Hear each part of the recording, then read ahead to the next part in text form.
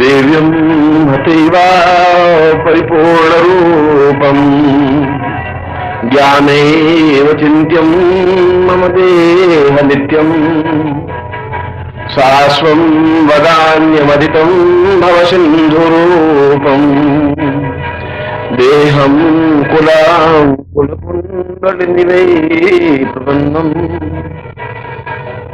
हम पूरी दुनिया को जान लेते हैं, पूरे संसार को पहचानने की तो क्षमता रखते हैं।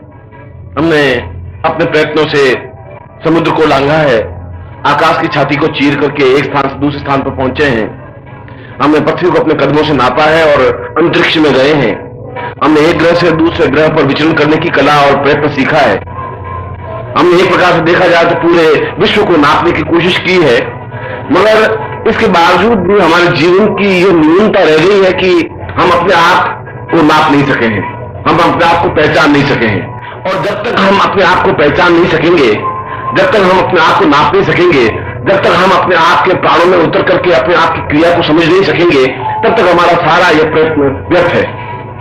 यह तो वैसा ही प्रयत्न है कि जैसे एक बहुत प्यासा व्यक्ति समुद्र के किनारे चला जाए, प्यास बुझाने की कोशिश करे, तो समुद्र में अगाध जलधि तो है, उसमें पानी का अतुल भंडार तो है, मगर उससे उस व्यक्ति की प्यास नहीं बुझ सकती। यह तो ठीक वैसा ही हुआ कि कोई व्यक्ति उत्तरी ध्रुव पर चला जाए और वहां पर छायादार पेड़ की कल्पना करे, तो वहां पर सघन बर्फ की शिलाएं तो उनको मिलेंगी, बहुत विस्तृत भूखंड भी उसको प्राप्त होगा, मगर छायादार पेड़ और शीतल बयार उसको प्राप्त नहीं हो सकती।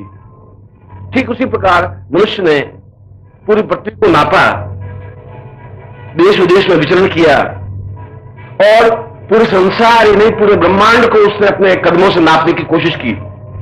इस धरती ग्रह से भी ऊपर उठ करके चंद्रमा ग्रह पर अपने पांव रखे और मंगल और शुक्र ग्रह पर पांव रखने की कोशिश कर रहा है। उसने समुद्र के गर्भ में जाकर के उसके अतुल भंडार का पता लगाया है। पृथ्वी को हजारों मील खोद करके नीचे देखने की कोशिश की है, मगर इसके बावजूद भी ये मनुष्य की सबसे बड़ी कमजोरी रह गई है कि उसने अपने आप को जानने की कोशिश नहीं की। और यहीं पर आदमी कमजोर हो गया है, यहीं पर आदमी शिथिल हो गया है, यहीं पर आदमी की न्यूनता हो गई है, यहीं पर आदमी का ओछापन हो गया है। और इसीलिए विज्ञान का इतना विस्तार होने के बावजूद भी जो कुछ शांति, जो कुछ आनंद, जो कुछ आह्लाद, जो कुछ प्रसन्नता, जो कुछ चेतना और जो कुछ जीवन की अभिव्यक्ति होनी चाहिए वह नहीं हो पा रही है, वह हो भी नहीं सकती। क्योंकि विज्ञान ने जितना और जो कुछ किया है, चाहे समुद्र को लांघने की क्रिया है और चाहे दूसरे ग्रह पर जाने की तैयारी है और चाहे पृथ्वी को खोद करके उसमें से रत्न निकालने की क्रियाएं हैं, ये सब सुख सुविधाओं के साधन हैं। उसने विज्ञान ने हवाई जहाज बना दिए, उसने जहाज बना दिए, उसने पंखे बना दिए, उसने हेलीकॉप्टर बना दिए, उसने टीवी बना दिए और सब कुछ बना दिया, मगर ये सब सुख सुविधाओं के साधन तो बन सकते हैं, मगर इनके माध्यम से आनंद की उपलब्धि नहीं प्राप्त हो सकती।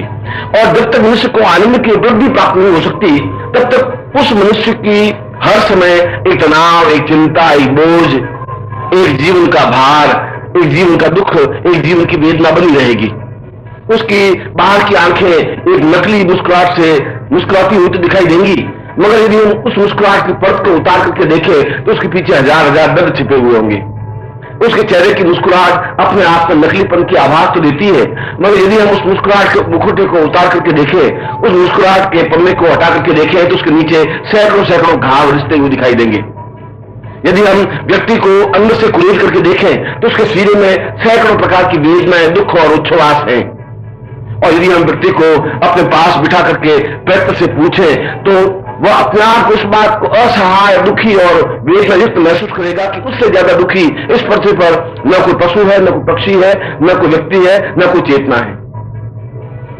विज्ञान की इतनी उन्नति के बावजूद भी इतना दुख और इतना तनाव क्यों है? क्योंकि विज्ञान का तो पूरा प्रयत्न यह रहा है कि मनुष्य सुखी रहे।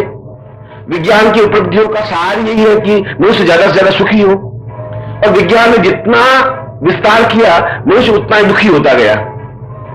उसने जितनी दवाइयों का इजाद किया उतने रोग बढ़ते गए। उसने जितनी ज्यादा चलने की और वाहन की यात्राओं की सुविधा की, व्यक्ति उतना ही पंगु बनता गया और इतना पंगु बन गया कि आज व्यक्ति अगर 2-4 किलोमीटर चलना चाहे तो नहीं चल सकता। उसने 100 वर्ष की आयु को घटा करके 60 वर्ष में लाके खड़ा कर दिया है। मेरे पूर्वजों की आयु 100 और 110 और 115 वर्ष होना बहुत स्वाभाविक थी। 80 और 90 वर्ष तो आज भी ग्रामीण व्यक्तियों में मिल जाएंगे, मगर हमारे शहरी व्यक्ति जितने भी बुद्धिजीवी हैं, जितने भी आराम तलबी हैं, जितने भी उन्होंने विज्ञान को परखा है और जितने विज्ञान का उपयोग किया है, उतनी उनकी आयु न्यूनता होती गई है। देह घिस गई है, देह की अपने आप में न्यूनता हो गई है, कमी हो गई है, और ये हमारे जीवन की सबसे बड़ी कमी है।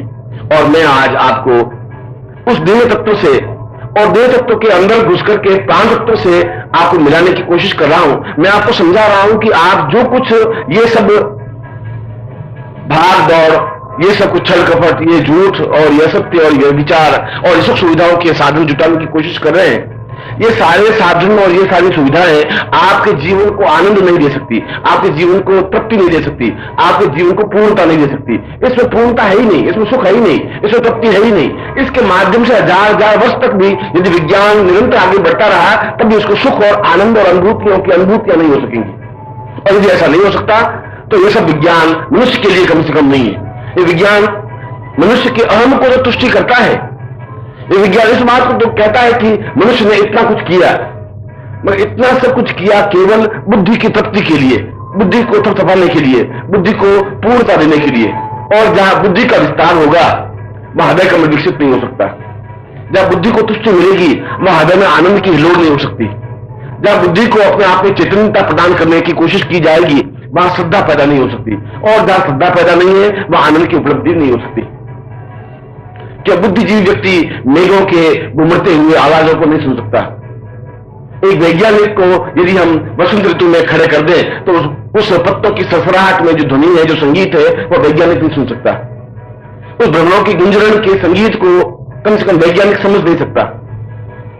नदी के कलकल और छलछल में जो गायन छिपा हुआ है उसको वैज्ञानिक आंक ही नहीं सकता, संभव नहीं है, क्योंकि उसको आंकने के लिए विज्ञान के पास कोई पैमाना नहीं है, उसको आंकने के लिए विज्ञान के पास कोई साधन नहीं है। उस साधन के माध्यम से उस आनंद की अनुभूतियां नहीं हो सकती। और ईश्वर ने सुख की अपेक्षा आनंद का विस्तार बहुत ज्यादा किया है।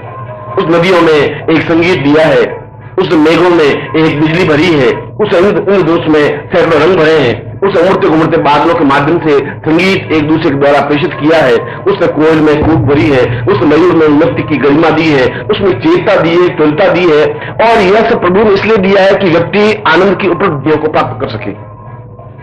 और दुख इस बात का है कि व्यक्ति जो कुछ प्राप्त करना चाहिए था वह नहीं कर रहा है, जो कुछ प्राप्त करने की आवश्यकता नहीं है उसको प्राप्त करने के लिए भाग दौड़ कर रहा है, और यह भाग दौड़ उसकी शमशान में जाकर समाप्त होती है, क्योंकि वह दौड़ता है सुख सुविधाओं का साधन जुटाने के लिए और वह खुद स्वयं उस सुख सुविधाओं का लाभ नहीं उठा पाता।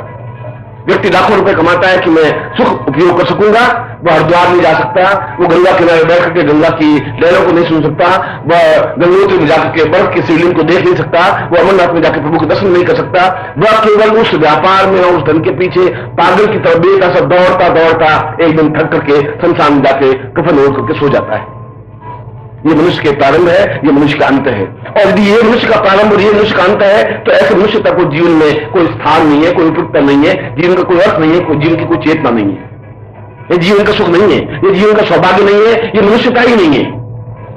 हमारे ऋषियों ने कम से कम इसको मनुष्यता नहीं कहा है, हमारे ऋषियों ने इसको आनंद की उपलब्धि भी नहीं कहा है, हमारे मनुष्य ने और हमारे ऋषियों ने इसको जीवन की पूर्णता भी नहीं कहा है। उन्होंने तो जीवन की पूर्णता को कहा है कि हृदय के अंदर से आनंद का उद्रेक हो। कृष्ण ने गीता में कहा है कि अगर ब्रह्मांड को तुम्हें देखना है तो हृदय के अंदर जान करके देखना पड़ेगा, क्योंकि पूरा विश्व और पूरा ब्रह्मांड तो तुम्हारे अंदर है।